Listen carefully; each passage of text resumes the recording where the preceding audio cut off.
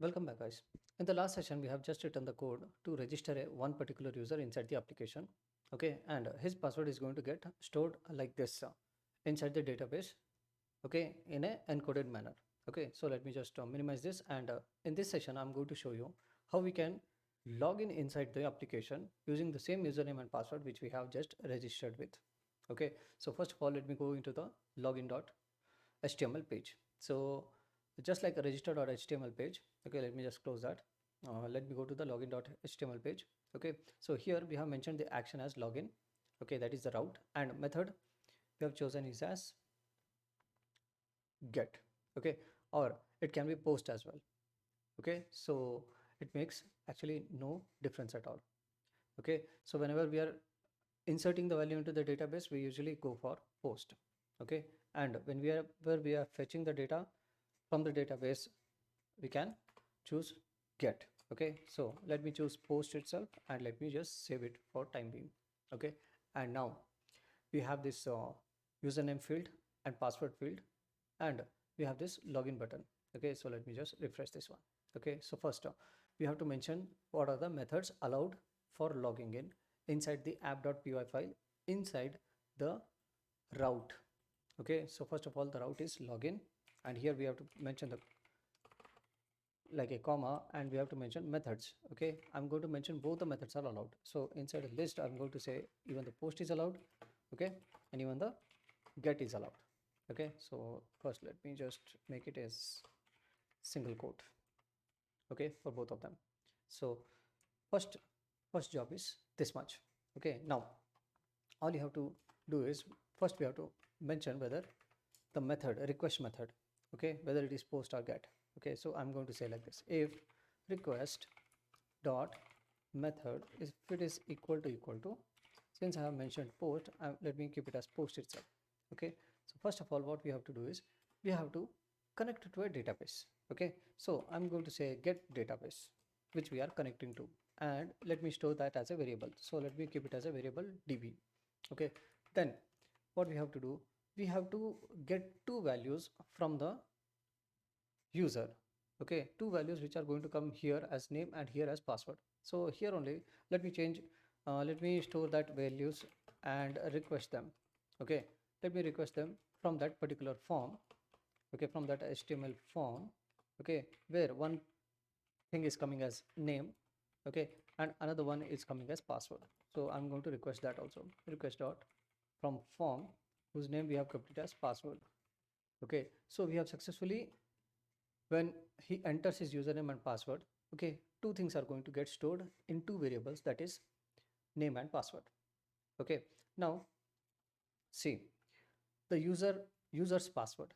Okay, that is a different value which he is going to enter from here. Okay, we are going to fetch one password, okay, from the database.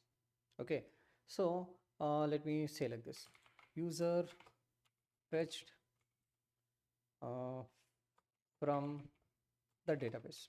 Okay, from db. Okay, let me create a variable like this and write a SQL statement using db. Okay, let me execute. Okay, let me use a execute function.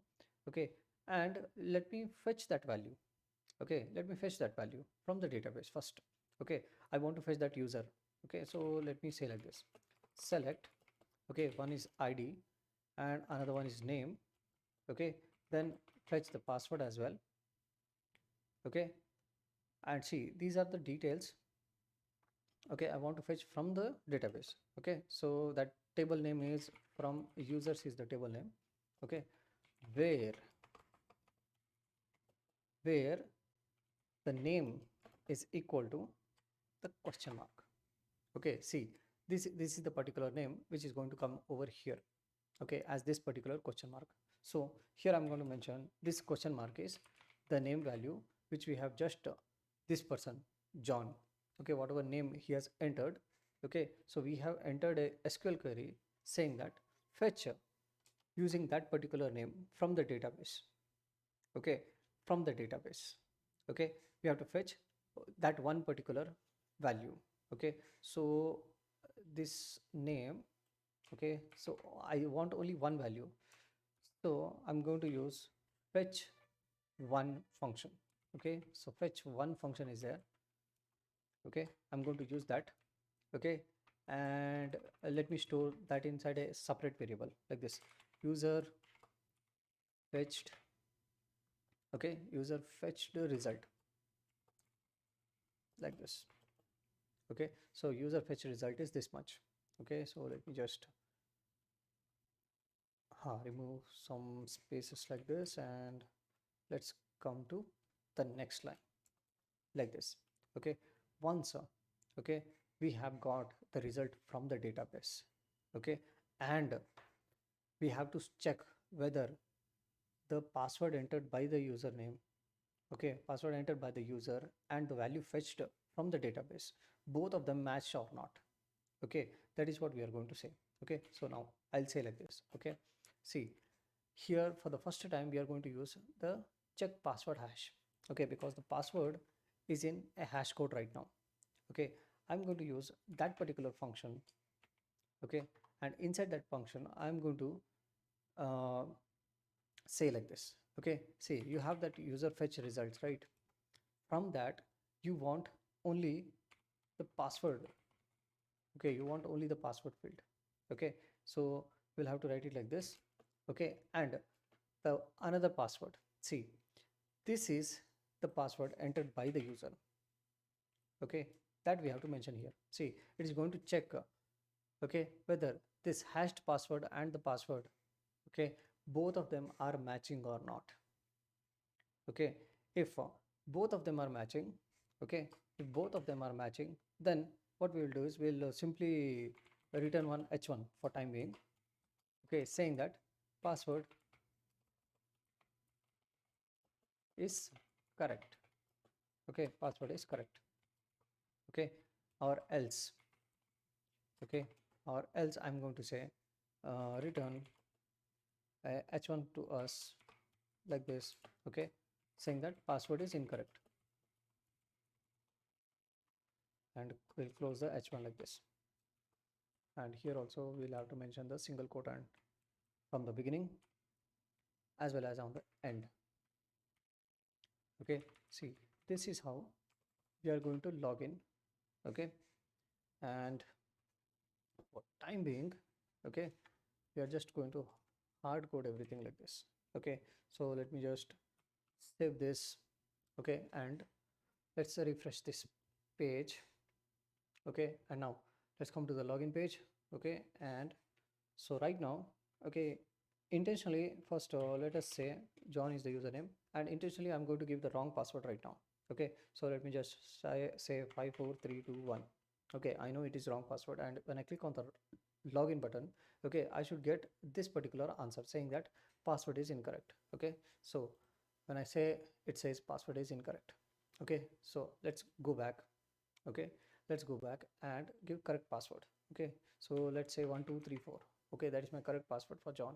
Okay, so let me just click on login, and it should say password is correct. So now we have successfully created the code for a login page.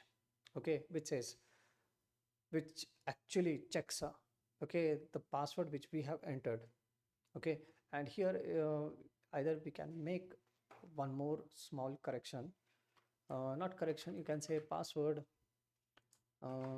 user entered. Okay, password user entered, because here also password, here also password, it may get confusing. So let me change like this, password which user has entered. Okay, let's save it and let's refresh the page, and let's say John, and sorry, here let me just refresh this page. No, cancel. Okay, so let me say John and 1234. Oh, I guess I came to the register page. No, let me come back to the login page. JOHN John and 1234.